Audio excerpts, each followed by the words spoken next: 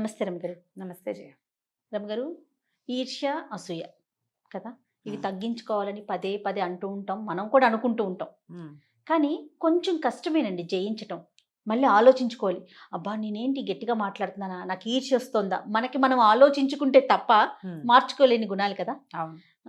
ఈ వీటి గురించి ఏమన్నా కథలున్నాయండి? ఎందుకంటే పిల్లలకి చెప్పటానికి, మనం నేర్చుకోవటానికి. కథలు ఉన్నాయి. ఈర్ష్య, అసూయల వల్ల మనం జీవితంలో ఫ్లరిష్ అవ్వలేకపోవటమే కాకుండా నేర్చుకోవడం మానేస్తాం. అవును. అవును. ఇప్పుడు ఇద్దరు పరిగెడుతున్నారనుకో, వాడు నన్ను దాటేస్తాడేమో అన్న ఫీలింగ్ వచ్చిందనుకో, వీడు పరిగెత్తడం అనేది అటు చూస్తూ ఉంటాడు. లేదా పరిగెత్తే వాడిని కొట్టైనా వాడిని ఇక్కడ ఆపి నేను ముందుకెళ్ళాలనుకుంటాడు. మనం అలా ఎన్ని చోట్ల చూస్తాం. ఫస్ట్ వచ్చే వాళ్ళని చెడగొట్టేసేయటం. కొంతమంది పిల్లలు తన క్లాస్లో బ్రైట్గా ఉన్న వాళ్ళతోటి ఫ్రెండ్షిప్ చేసి వాళ్ళని డైవర్ట్ చేసి చదువుకోనివ్వకుండా చేస్తారు. ఈర్ష్యాసూయల వల్ల వాడు చెడిపోతే నేను ఫస్ట్కి వెళ్ళిపోతాను అని. అయితే ఈ ఒక్క క్లాసే కాదు కదా, జీవితంలో ఇంకా ఎన్ని జరుగుతాయి ఇలాంటివి. అవునవును. ప్రతి చోట మనం అలా చేయగలమా? మనం జయించవలసింది అసూయని. మనంతటా మనం ట్రై చేసుకుంటూ ఉండాలి. ముందుకు వెళ్ళాం మనం. అవును. ముందుకు వెళ్ళలేకపోవటం చాలా పెద్ద సమస్య. వాడు నాకంటే మా చిన్నవాడు కూడా చిన్నప్పుడు అంటుండేవాడు, అన్ని దానికే ఫస్ట్ వస్తున్నాయి, గీట్గా స్కూల్ మారిపోవాలనుకునేవాడు. నవ్వుకునేవాళ్ళం బాగా మేము. ఎప్పుడు ఏదన్నా ఇది ఉందనుకో, అది ఏడ్చేసేదన్నమాట ఆ పిల్ల. వీళ్ళిద్దరికి టగ్ ఆఫ్ వార్ పడేది మార్కులు. పోన్లే అది ఏడుస్తుందని దానికి ఒక మార్క్ ఎక్కువ వేసేవారు, అది ముందు ర్యాంకులోకి వెళ్ళిపోయేది. వీడి ఫ్రెండ్ కానీ అది ఎంతసేపు ఫస్ట్ వచ్చేస్తుంది ఆ పాప. గీతిక వేరే స్కూల్కి వెళ్ళిపోవాలి, దానివల్ల నాకు మార్కులు రావట్లేదు, నన్ను రానివ్వట్లేదని. ఇప్పుడు ఇది కొంచెం చిన్నపిల్లల్లో బాగానే ఉంటుంది. పెద్ద అయ్యాక మరి మనకంటే ముందున్న వాళ్ళని చెడగొట్టేయాలి. ఎలాగైనా చెడగొట్టేసైనా మనం ముందుకెళ్ళిపోవాలి. నిన్ను చెడగొట్టేవాడు ఇంకోటి రాడా? వస్తాడు, అది వేరే కథ. అయితే ఈ అసూయ మనని దహించేస్తూ ఉంటుంది. మనంతట మనం ఎదక్కండా పక్కవాడి కాలు పుచ్చుకలాగటం ఎలాగా అని ఆలోచింపజేస్తుంది. పోని పక్కవాడి కాలు పుచ్చుకోవు, నువ్వే అసూయ పడుతూ ఉంటావు. ఇక నువ్వు ఎదగవు. నీ బుద్ధి ఎంతసేపు ఈ ఈర్ష్యాసూయలతో దహించుకుపోతూ ఉంటుంది. కాలిపోయే వస్తువు పెరుగుతుందా? తరిగిపోతుందిగా, మాడి మసి అయిపోతుంది.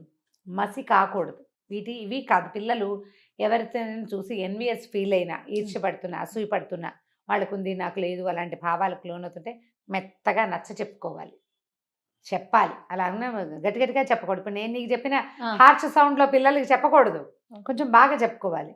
ఇది చేయకూడదు, ఇలా ఉండకూడదు. పెద్ద అయ్యాక నీకు కూడా వస్తుంది, ఇంకొంచెం పెద్దవాడు అవ్వాలి. వచ్చే సంవత్సరం పెద్దవుతావు, ఇంకో ఏడాది జరుపుకుంటూ వెళ్ళాలి. క్రమంగా వాళ్ళు దాంట్లో నుంచి బయటకు వచ్చేస్తారు. కథ చాలా బాగుంటుంది, చందమామ కథ. పూర్వం రామాపురంలో ఒక శిల్పి ఉండేవాడు.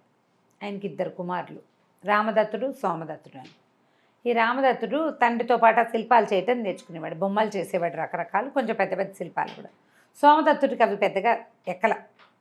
కాలక్రమాన తండ్రి గతించాడు.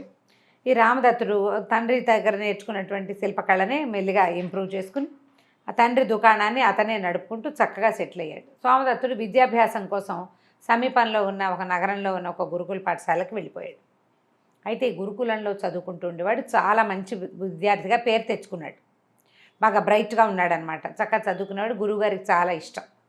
అయితే ఈ గురుకులంలో ఏమైంది, ఇతను కొంతకాలం ఉండి చదువు దాదాపుగా వస్తుండగా, పూర్తికాల చదువు అవుతూ వస్తూ ఉండగా చివరిదాకా వచ్చాక ఆనందుడని ఒక కొత్త కుర్రాడు మన తక్షశీల నుంచి ఇక్కడికి విద్యాభ్యాసానికి వచ్చాడు. అక్కడ ఏదో కుదరలేదు అతనికి, ఇక్కడికి వచ్చాడు. అతను మరీ బ్రైట్, చాలా మృదు స్వభావి కూడా. గురువుగారికి నచ్చాడు. దాంతో మెల్లిగా సోమదత్తుడు కొంచెం పక్కకు వచ్చి ఆనందుడు ఆ ప్లేస్లోకి వెళ్ళాడు. ఈ సోమదత్తుడికి మహా మండిపోయేది. ఇక విద్యపోయి గురువుగారు అతను ఎక్కడికి తీసుకెళ్తారు, ఎక్కడికి పిలుస్తున్నారు, గురువుగారి దగ్గర వాడు ఎంత క్లోజ్గా ఉంటున్నాడు, అవే చూస్తూ ఉండేవాడు. ఎలాగైనా ఈ ఆనందుడిని తప్పించేద్దాం అనిపించింది అతనికి. ఒకరోజు ఏమైంది, విద్యార్థులందరూ కలిసి సమీపంలో ఉన్న ఒక చిన్న చిట్టడవికి సమిధలు తేవడానికి వెళ్ళారు. వెళ్ళేసరికల్లా అందరు వెళ్ళారు. పిల్లలంతా తలా పక్కన విద్యార్థులంతా వెతుకులాడుతుంటే సోమదత్తుడు ఏం చేశాడు, ఈ ఆనందుడి భుజం మీద చెయ్యేసి స్నేహంగా తీసుకెళ్తున్నట్టుగా ఒక పక్కకి తీసుకెళ్ళి కిందకి పడదోసి ఒక బండ్రా ఎత్తి మీద కొట్టబోయాడు. మరి చంపేయందే దారి లేదు, మరి మార్గం లేదు. అతను ఇంకో చోటకి వెళ్ళడు, చదువు పూర్తిగా వస్తుండగానే వచ్చాడు ఆ మిగిలిన విద్యాభ్యాసం ఇక్కడ ఫినిష్ చేసుకోవడానికి. ఒక దశలో చుట్టుపక్కల పిల్లలంతా ఏమనుకునే వాళ్ళంటే ఆనందుడికి ఈ గురుకులాన్ని అప్పచెప్తారని కూడా అనిపించింది, అంత బ్రైట్ అతను. ఈ రాయి ఎత్తి పైన వేస్తుండగా మిగిలిన విద్యార్థులు ఎవరో వెనక నుంచి వచ్చి చూసి ఏం చేస్తున్నావు అని కేకలు పెట్టారు. వెనక నుంచి పట్టుకున్నారు. రాయి పక్కకు పడిపోయింది.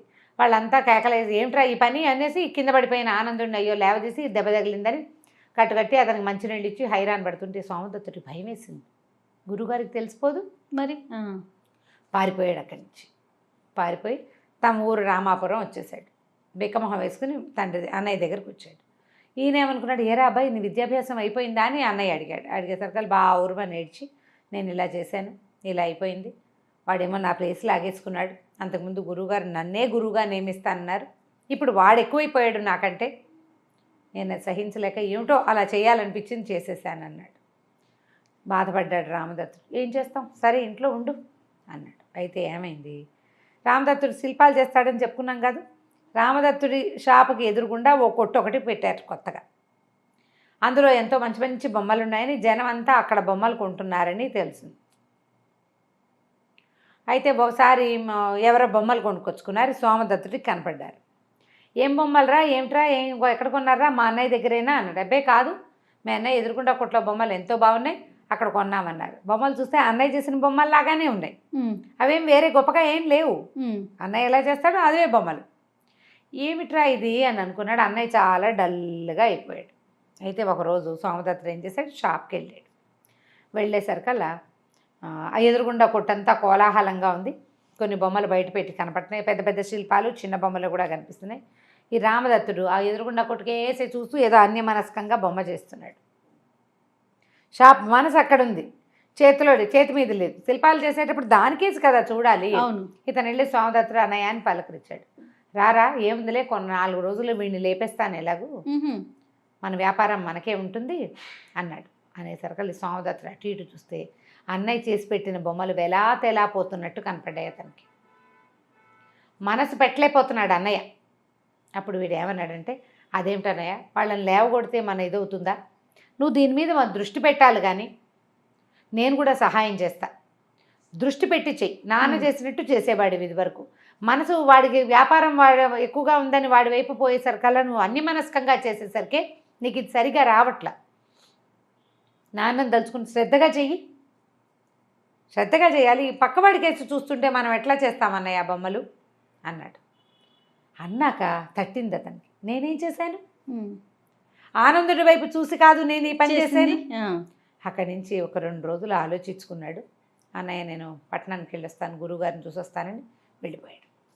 వెళ్ళి గురువుగారు కాళ్ళు పట్టుకుని నన్ను క్షమించండి, ఈర్ష్యకి లోనయ్యి నేను ఆనందుడి మీద హత్య ప్రయత్నం చేశాను, నాకు వేరే ఇంటెన్షన్ ఏం లేదు, అతను నా స్థానాన్ని తీసుకుంటున్నాడని చదువు మీద శ్రద్ధ మానేశాను నేను అని చెప్పి గురువుగారు కాళ్ళు పట్టుకున్నాడు. ఆయనేమో నువ్వు నిన్నటిదాకా బాగానే ఉన్నావు నాయన, ఇవాళే ఏదో నీకు బాధ వచ్చింది అలాగే అన్నాడు. ఇతను మళ్ళీ ఆనందుడిని కూడా క్షమించమని అడిగాడు.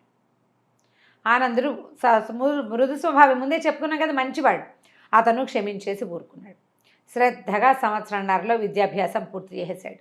ఇక మళ్ళీ అన్నయ్య దగ్గరికి రాలా. ఈ సంవత్సరంన్నరలో ఏడనర్థమో అయిపోయాక అతనికి పట్టణంలోనే పెద్ద వేద పాఠశాలలో ఉద్యోగం లభించింది. చదువు అయిపోయింది, ఉద్యోగం కూడా లభించింది. అన్నయ్య నువ్వు ఇక్కడ ఉండలేకపోతే మా ఇంట్లో నా దగ్గర ఉందుగాని రా అని చెప్దామనుకున్నాడు.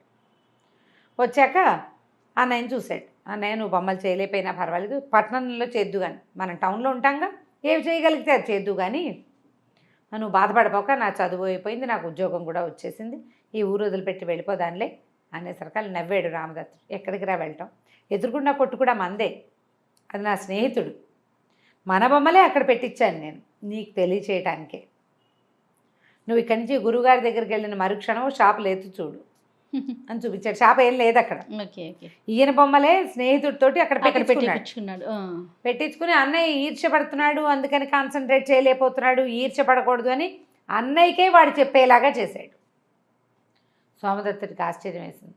అన్నలు ఉండాలి కదా, అన్నయ్య ఉండాలి, అన్నయ్యే కదా మనకు మార్గదర్శి, మన అన్నయ్యలు మనకి మార్గదర్శకులుగా ఉండాలి, అన్నయ్యలకి బుద్ధి ఉండాలి, తమ్ముళ్ళకి అనుసరించే గుణం ఉండాలి, అన్నీ ఉండాలి రమ్య గారు. ఈ 2 ఉండాలి కదా, 3 చెప్పారు, ఉండాల్సిందే, అన్నీ ఉండాలి.